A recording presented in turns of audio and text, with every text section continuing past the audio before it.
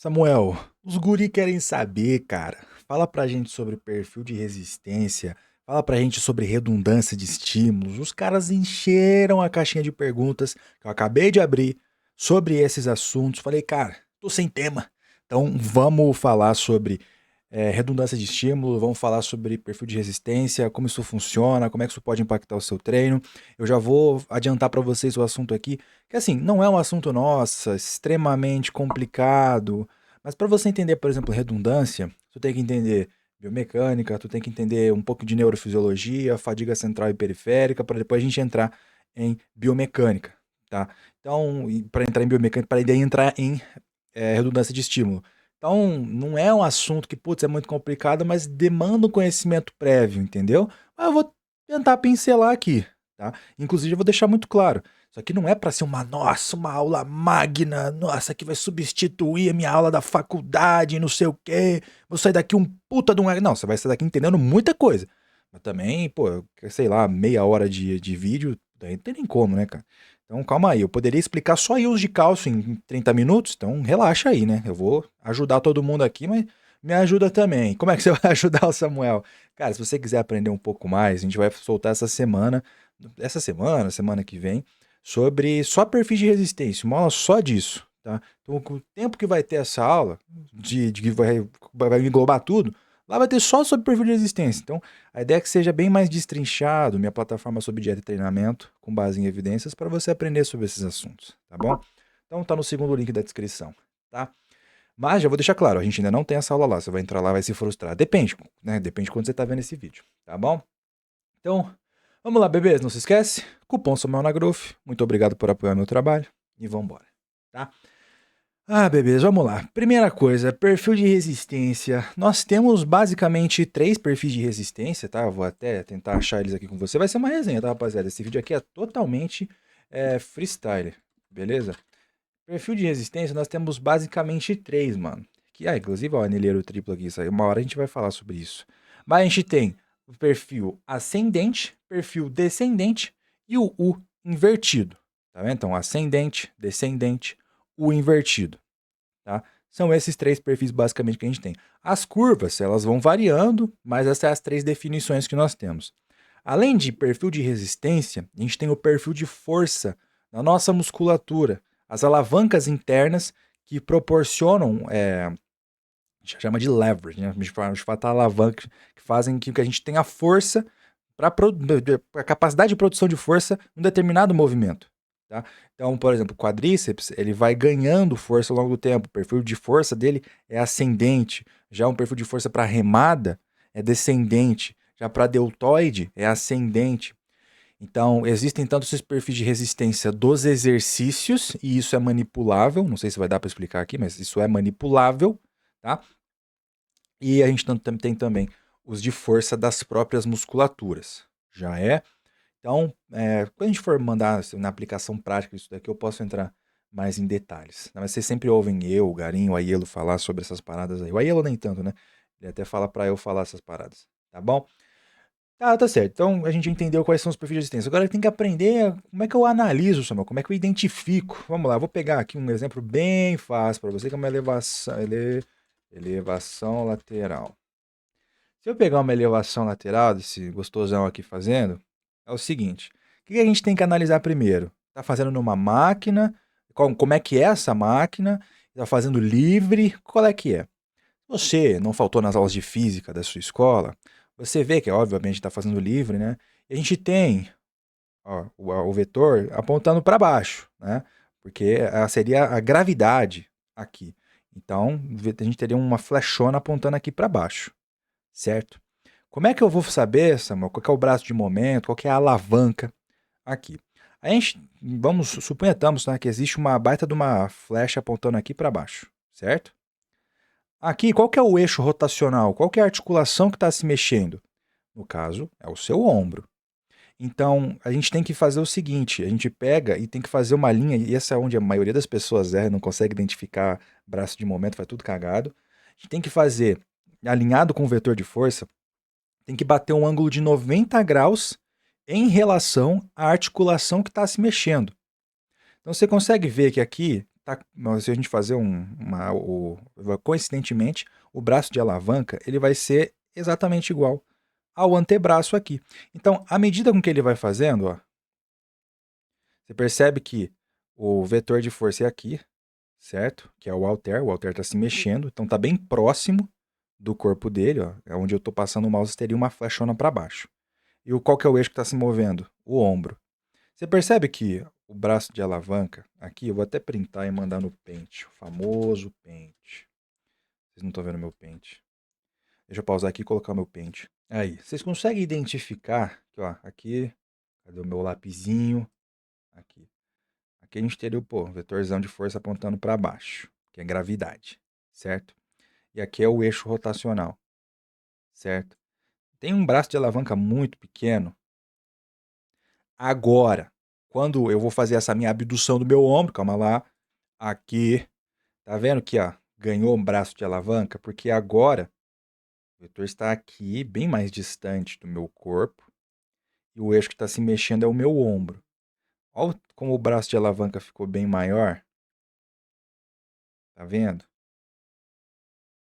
Então, você consegue identificar aqui, quando ele desce, você consegue perceber isso facilmente no exercício, né?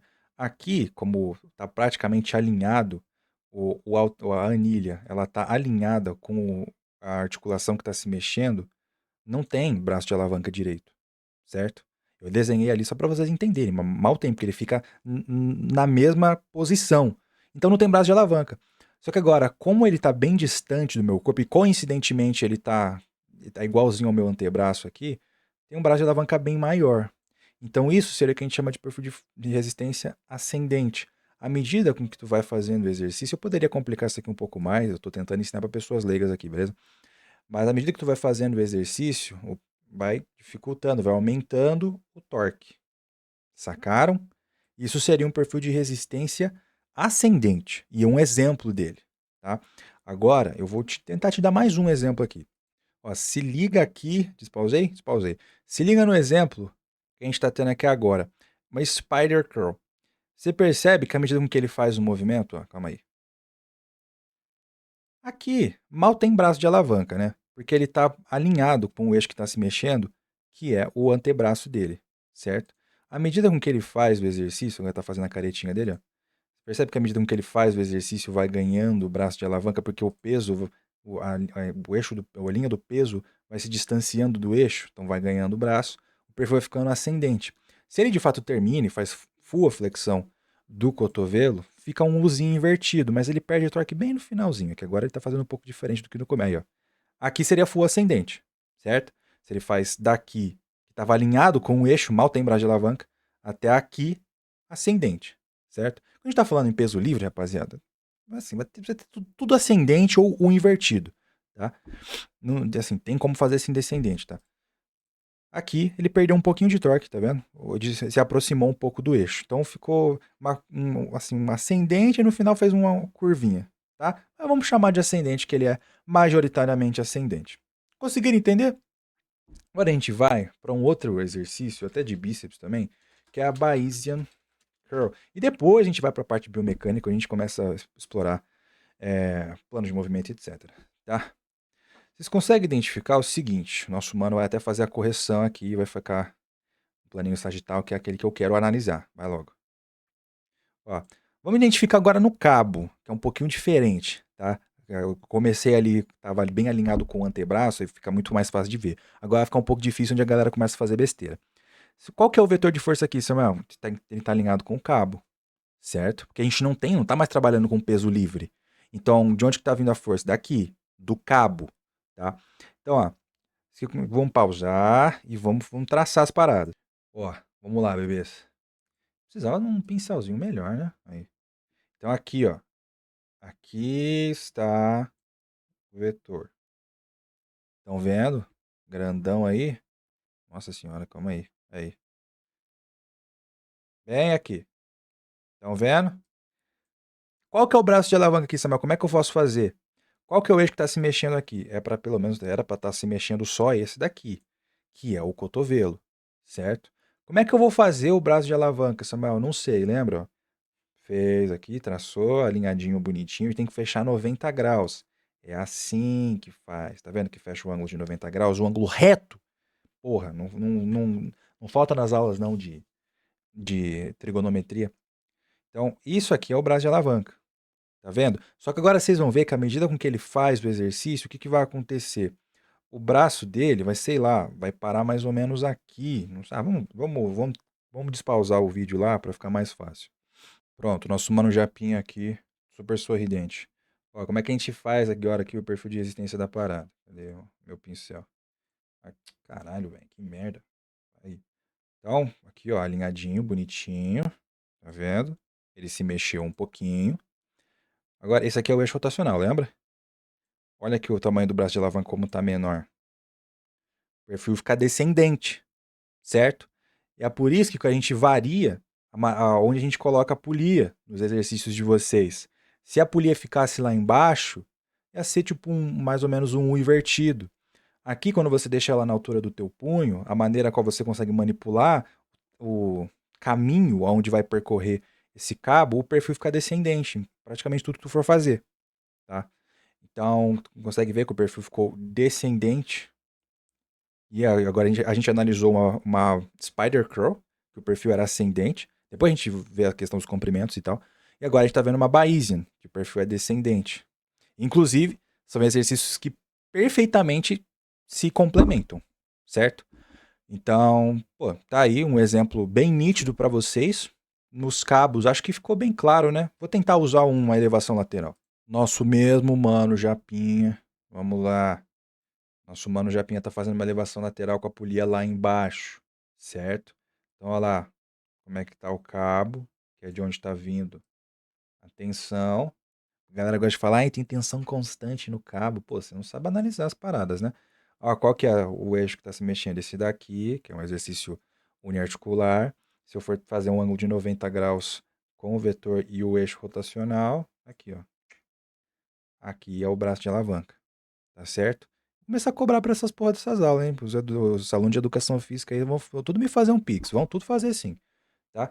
Então agora vocês vão ver como é que fica diferente quando ele vai fazer na polia média aqui. Mas só, se vocês forem tentar imaginar como é que seria o traçado, aqui embaixo não teria muito torque, vai aumentando, fica com o maior braço de alavanca mais ou menos aqui, e aqui diminui, tá? Ia se comportar assim, mais ou menos assim. Então o perfil de resistência ele fica mais ou menos assim, ó. A gente chama isso aqui de bell-shaped ou o invertido, tá bom? Agora vamos para a variação onde a polia fica aqui. Certo, vamos lá. Chegamos de novo. Ô, caralho. Nessa altura do campeonato vocês já começaram a entender, né? Aqui, ó, o nosso cabo é o nosso vetor de força. Esse aqui é o eixo rotacional. Olha como mais próximo tá. Consegue ver? E se você for identificar o traçado do movimento como um todo, é que eu não vou fazer isso aqui, que a ideia não é ser uma puta de uma aula mega bem feita, isso a gente faz lá no Hypertrophy Academy. Consegue identificar que ao longo do momento como um todo, o perfil sempre vai ser descendente? Porque aqui é onde ele teria o maior braço de alavanca, à medida que ele vai fazendo o exercício, ele vai perdendo esse braço. Então o perfil fica descendente, sacou? É assim que você manipula perfil de resistência nas máquinas, tá? Você também pode variar se você está de frente ou de costas para a máquina, enfim. Tem N maneiras, como eu falei, a ideia não é, nossa, vídeo mais completo você vai ver sobre isso no YouTube. Talvez seja, porque o conteúdo do YouTube é uma bosta. Mas não dá para ser tão completo assim, rapaziada, senão vai ficar muito tempo aqui. Vamos pro próximo exemplo. Agora nas máquinas, né, que vocês sempre veem a gente falando. Vamos pegar um high roll da Hammer e ver o que a gente encontra por aqui. Precisava de uma filmada no plano sagital para ficar bom pros guri aqui, acho que dá. Aqui, eu vou tentar não tracejar para começar a rodar um pouco mais rápido esses vídeos aí. Mas ó, você consegue identificar qual que é o eixo rotacional? É esse aqui, né? Ó, ele vai estar fazendo exercício, o que se mexe é esse eixo aqui, certo? Se a gente for fazer uma linha reta nesse eixo aqui, você consegue identificar que o anilheiro, certo? Ele vai se ganhando distância de forma com que aqui ele está o mais distante possível, né? Aqui ele estava bem mais perto, tinha pouco braço de alavanca. Aqui ele está o mais distante possível e aqui ele perde um pouco de braço de alavanca. Então, a maneira com que se comporta o torque, mais ou menos assim, ele vai subindo e no finalzinho dá um invertido, perde um pouco de tensão. Entendeu? Qual que é, Samuel, a maneira a qual ele poderia modificar esse perfil de resistência dessa máquina? Ele podia fazer o seguinte, ele podia sacar daqui, começar o movimento daqui, baixando esse banco, tá vendo? Se ele baixa o banco, ele tá ali com o ombro totalmente estendido já, e só faz, e aí só flexionado, perdão, e só faz a extensão do ombro para fazer o movimento, e o perfil fica full descendente. Então, tudo que ele puxar, aqui o perfil tá o máximo de tensão possível, no caso, e daqui para cá vai ficar full descendente, certo? Lembra aquela variação? Aqui não, provavelmente não vou achar isso aqui, cara. Mas é aquela variação de Enzo. Eu tenho aqui um exemplo bom. Aqui, ó, nós estamos no Instagram do meu mano André Budinei. O perfil dele é muito bom, inclusive, se vocês quiserem seguir lá. Tá começando a postar com uma frequência um pouco maior. Vocês conseguem identificar que quando nessa máquina aqui, quando você fica, né, não sentadinho lá, bonitinho, você saca ela alinhado ao eixo, tudo com que você puxa, sempre com que você puxar, ó, vamos lá, sempre que você puxa o anilheiro, se aproxima do eixo, o eixo está aqui, o anilheiro está aqui. Toda vez que você puxa, o anilheiro se comporta dessa forma. Tá vendo? Então ele sempre vai ganhando, quer dizer, vai perdendo o braço de alavanca. O perfil fica descendente. Por que a gente faz isso, Samuel? Porque a gente só são uns enzos de merda? Ah, isso é lifestyle daí. Basicamente também, mas porque aí vai coincidir com o perfil de força que é de uma remada. Então a melhor capacidade de produção de força do teu latismo é desse jeito, tá? Então a gente manipula o perfil de resistência fazendo isso daí, tá bom? Não sei se eu consigo. Vamos lá. Ah, tá. Vamos perfil de resistência ascendente agora. Vamos lá, vamos lá. Ó, peguei aqui um vídeo de um pêndulo pra vocês. Uma bitela essa porra? Sei lá, enfim. Ó, qual que é o eixo rotacional? Ah, inclusive, ó, tem dois anilheiros aqui, ó. Qual que é o eixo rotacional, Samuel? Ó, tá vendo o que que se mexe essa porra aqui? Então esse aqui é o eixo, certo? Onde tá o anilheiro, Samuel? O anilheiro tá aqui, tá bom? Então, ó, quando você percebe quando ele faz um movimento, ó, o anilheiro, o eixo, o eixo tá aqui. E o anilheiro tá aqui. Você faz quando ele começa o movimento, o anilheiro tá aqui embaixo, certo? O mais perto possível do eixo. Quando ele vai fazendo o movimento, ele vai ganhando o braço de alavanca pra caralho, inclusive, até que ele fica quase na mesma linha, ele perde um pouquinho de torque aqui, mas quase nada, tá? O perfil fica ascendente. Fica ascendente, tá vendo? Mas, se vocês verem aqui, ó, por outro lado, existe um contrapeso onde você consegue colocar peso aqui e deixar esse perfil um pouco mais linear também, certo? Ou você pode colocar full peso aqui, ó, e aí você percebe que quando... Que caralho, velho. Aí, ó. Você percebe que quando ele tá aqui embaixo, com o joelho full flexionado, aqui que tá ganhando mais a alavanca em relação ao, ao eixo. Então, se você coloca a anilha aqui, o perfil fica descendente, que é mais normal, né? Tudo que é padrão de agachamento que vocês veem por aí tem perfil descendente. Por quê? Vamos achar também, vamos achar também. Tá aqui, entregando tudo, que se foda. Ó, vamos lá. Tá alinhado com os trilhos nitidamente, né? A resistência, né? Tá alinhadão com os trilhos aqui. E se você for traçar quais que são as articulações que estão se mexendo? O que está se mexendo aí é o teu joelho, certo? E é o teu quadril. Quanto mais tu flexiona o quadril, mais alavanca ele vai ganhar. E quanto mais tu flexiona o teu joelho, mais alavanca ele também vai ganhar em relação aonde que ele está se mexendo, que é o anilheiro. Então, quanto mais você flexiona o teu quadril e o teu joelho, a Maia tá querendo até aparecer no vídeo aqui, rapaziada. Mais você vai ganhando torque. Então o perfil fica descendente.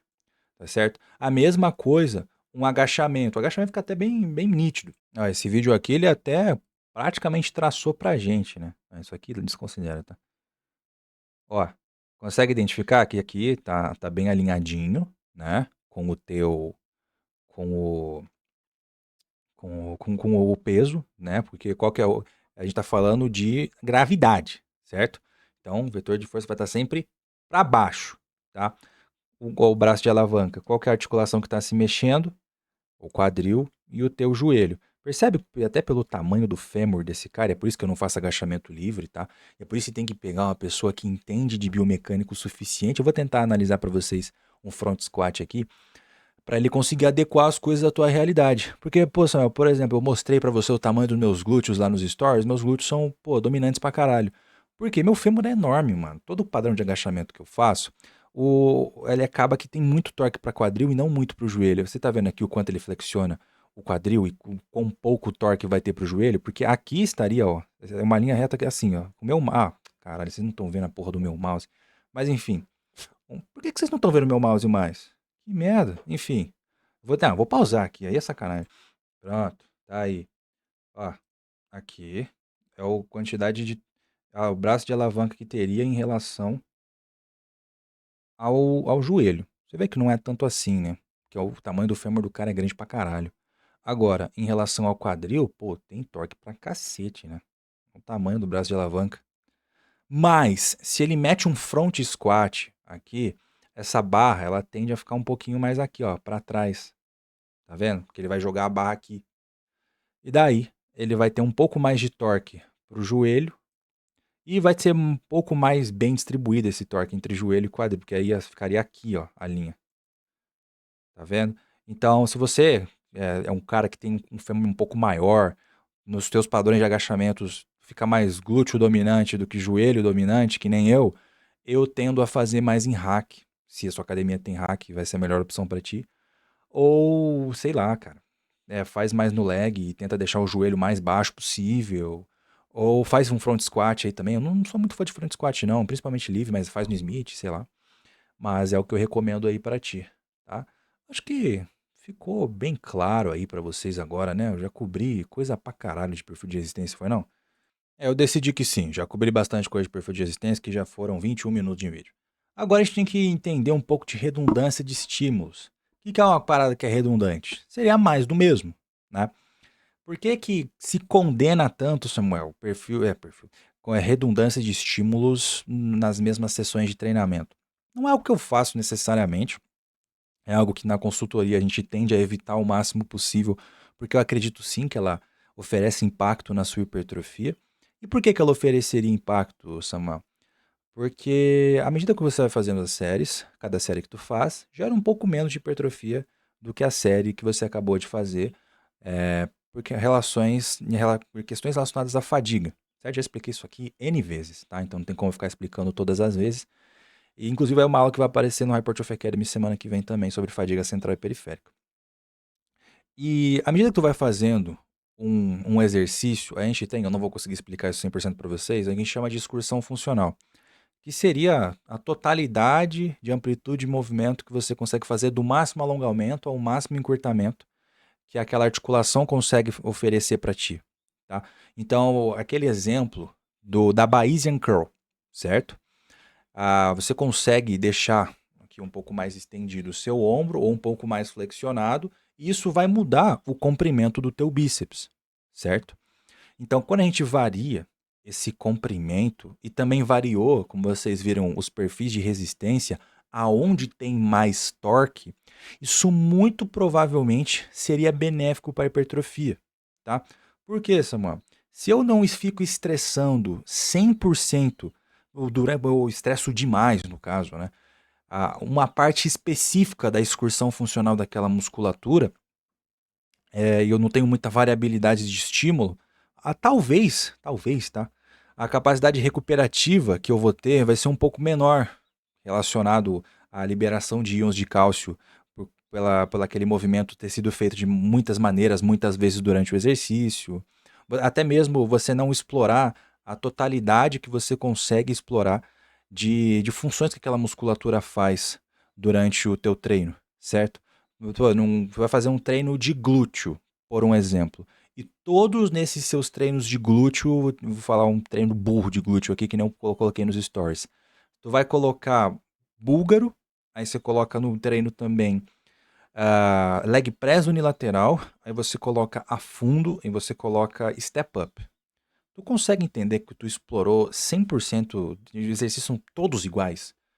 Inclusive até as curvas de torque que eu expliquei para vocês aqui agora, são todas iguais? Você não explorou nenhuma das outras funções que o glúteo tem, como por exemplo uma abdução de quadril, certo?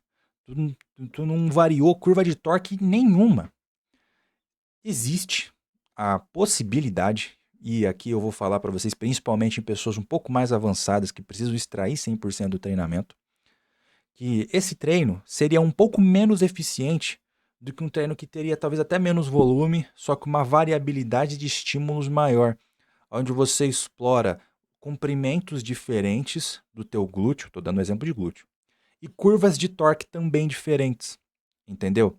Ah, mas seria a mesma coisa para bíceps. Ao invés de eu fazer rosca direta, aí eu faço também rosca direta, só que agora na polia. Aí eu faço uma rosca martelo, onde a única diferença que eu tive foi no caso na pegada, porque na rosca martelo a pegada é mais neutra para brago radial, foi tudo no mesmo comprimento, inclusive tudo no mesmo perfil de resistência. Agora, você concorda comigo se eu variar um pouco o estímulo, aquela capacidade de produção de força que eu tenho, ela provavelmente vai se manter um pouco melhor durante aquela mesma sessão? Por quê? Se eu estressei o meu músculo ali numa rosca direta, vamos lá, vamos colocar para ficar mais nítido aqui, rosca direta. Eu tô praticamente treinando a minha musculatura aqui num comprimento mais anatômico, não está muito encurtado, não está muito alongado, e o perfil de resistência, como vocês acabaram de verificar aqui comigo, é um U invertido. Eu não sei se ele vai ficar num plano mais sagital para a gente conseguir observar aqui, ó. Um invertidão, né? Porque aqui mal tem torque, está bem alinhado, praticamente 100% alinhado com o cotovelo. Aí quando ele for flexionar até os 90 graus, vai ter o máximo de torque que vai vir aqui, e depois ele vai terminar o movimento mais ou menos aqui, onde vai ter um pouco menos de torque. Foi um U invertido, certo? Aí eu vou lá e faço todos os exercícios muito semelhantes a esse.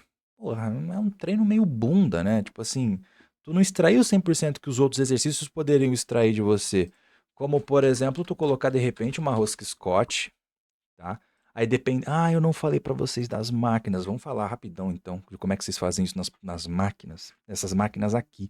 É que é um pouco mais complicado, mano. Mas calma aí, já vou terminar o meu ponto. Pô, como você fez essa elevação humeral, você conseguiu encurtar um pouco o teu bíceps, dependendo do perfil de resistência dessa máquina, que tem algumas máquinas, que alguns imbecis, inclusive, eu acho que é essa daqui, deixam o perfil ascendente da máquina, mas quando tu deixa o perfil mais descendente, você consegue até ver uma hipertrofia regional, onde a parte mais distal do seu bíceps, que é aqui mais perto do cotovelo, ela tem uma hipertrofia maior do que a parte proximal, que é a parte mais próxima do teu ombro, entendeu? Então só aí já ganhei no argumento, né? Só aí eu já ganhei no argumento, né?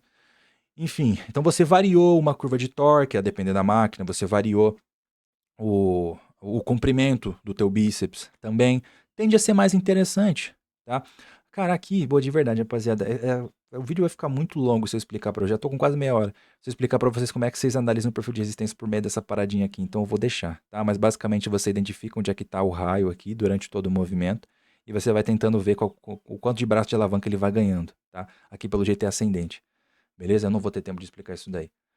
Tá bom? Então, pensando num exercício que perfeitamente se complementam, Samuel, eu mostrei para vocês lá no começo do vídeo.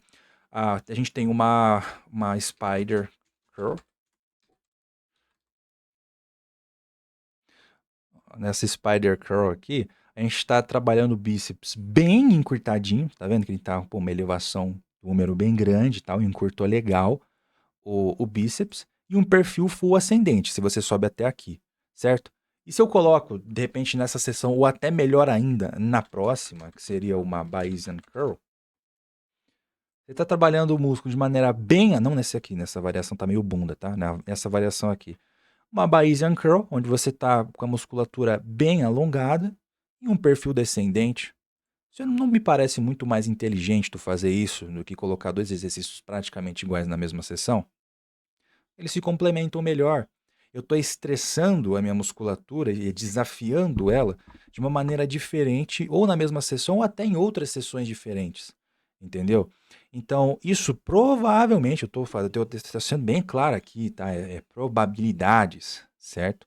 E até, principalmente o indivíduo treinado tende a ser mais interessante para a musculatura dele, porque questões relacionadas à fadiga, eu não estou estressando a excursão funcional da musculatura só de um jeito, certo? Só em uma parte, e com o mesmo torque, com a mesma curva de torque. Então, provavelmente consigo me recuperar melhor, tá? De uma sessão para outra.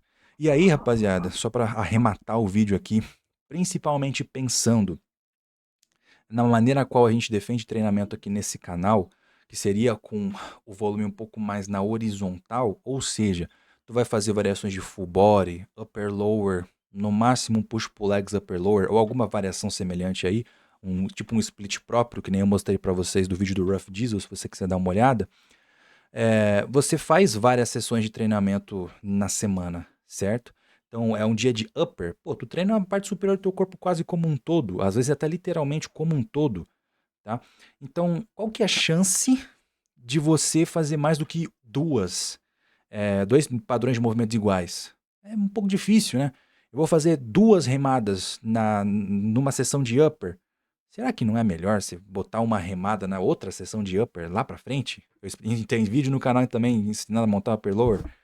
Então é difícil. É por isso, é um dos motivos pelo qual o upper lower é tão do caralho.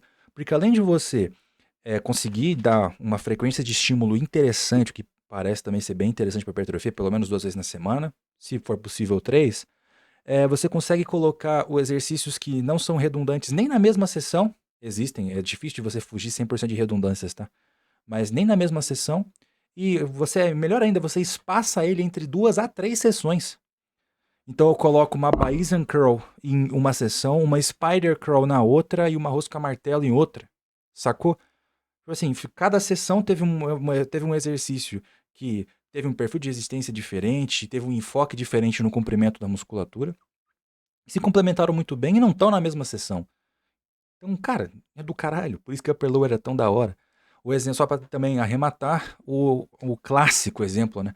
Pô, pode ter agachamento e leg press no mesmo treino de perna? Pode, faz o que você quiser, tá? Até porque perna é chatão de treinar. Porque você consegue treinar a perna como um todo com 4 movimentos praticamente. Se você coloca um stiff, uma mesa flexora, um agachamento e uma cadeira extensora no seu treino, você treinou seu quadríceps como um todo. Então, se você é um cara que precisa alocar mais volume de treino nas suas pernas, eu não vejo problema nenhum em você fazer isso. Inclusive, na consultoria, eu e o Rafa, a gente faz isso para pessoas que precisam de pernas. Só que a gente tenta fazer isso de uma maneira mais inteligente possível. E eu vou tentar te dar um exemplo aqui. Se for possível, tá? Porra, eu fiz um agachamento pêndulo, certo? Como primeiro exercício, flexão de quadril, flexão de joelho, show de bola, perfil ascendente. Porra, eu preciso encaixar nessa mesma sessão, porque é uma necessidade dele, também um outro padrão de agachamento para acumular mais volume. O que eu vou fazer? Pô, vou tentar fazer isso da maneira mais inteligente possível, desafiando a minha musculatura, nem que seja na excursão funcional muito parecida, porque são flexões de joelho e quadril, extensão de joelho e quadril de maneira muito semelhante no comprimento que a gente está fazendo, mas por que não variar a curva de torque? Né? Então, pô, vamos fazer então um leg press horizontal unilateral. Você vai ter uma flexão um pouquinho maior do seu quadril, o perfil de resistência vai ser descendente ao invés de ascendente. Não acha um pouco mais plausível, um pouco mais sensato? Então, qual que é o problema? Agora sim, realmente para finalizar o vídeo, o problema de redundância de estímulos, rapaziada, a obesidade mental, é o overthinking, entendeu? É você pensar demais nesse problema, que na verdade não é nem evidente que é um problema. Porra, eu não posso ter leg press e agachamento no mesmo treino? Pode, cara, faz o que você quiser. Mas talvez seja mais interessante você fazer um padrão de agachamento no primeiro dia da semana e faz outro padrão de agachamento, preferencialmente complementar, né? Numa outra sessão, entendeu? Mas se não der, porque você precisa alocar mais volume em quadríceps, como eu acabei de explicar para vocês, faz uma sessão só, mas tenta pelo menos de maneira um pouco mais inteligente. Se não der também, porque for um exemplo muito específico, tudo bem, não tem problema, tá? Só eu, na minha visão, não acho, nossa, assim, isso aqui vai ser sensacional para hipertrofia. Se você faz que nem um imbecil, não vai ser mesmo, tá? Mas, de novo, o mais importante é que você progrida semanalmente, tá?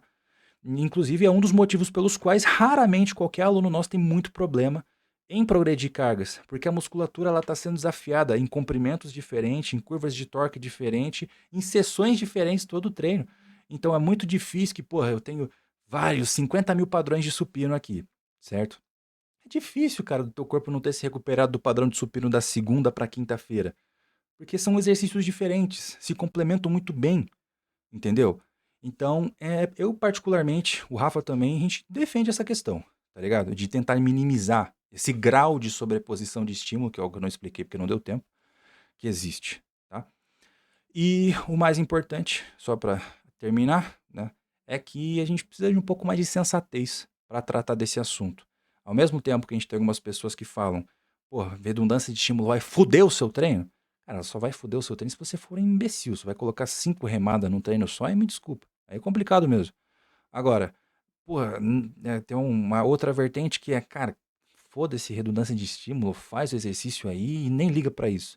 Tudo bem, se você não tá querendo maximizar seus resultados, realmente, faz o que você quiser. Agora, o mesmo profissional que fala pra você, porra, não, que redundância de estímulo meu pau, faz aí o exercício. Pergunta pra ele se ele faria o treino que eu expliquei pra vocês ali. Se você faria, você passaria pra sua aluna búlgaro, Smith unilateral, afundo e step up no mesmo treino? Ele vai falar, putz, não, mano, acho um treino meio burro, né? Porque todos os movimentos são igual. Ah, agora você liga pra redundância de estímulo. Então é só uma questão de pegar os dois extremos e colocar aqui no meio. Orar pro Papai do Céu também.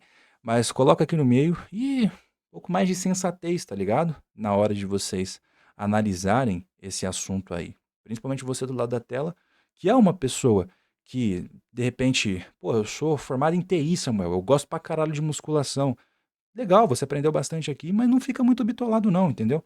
Usa aqui o tanto quanto for justo pra você, mas não bitola demais. Inclusive, se vocês quiserem alguém que vai fazer e pensar em tudo isso para você, adequado à tua realidade, o link da Muscle Lab, que é a minha consultoria em conjunto com o Rafa, onde a gente faz tudo que a gente falou aqui para vocês, tá aí na descrição, é o primeiro link, tá certo? Então, espero que vocês tenham curtido, deixa aquele like, faz o pix aí, bebê, porque foi uma aula, tá? E tamo junto.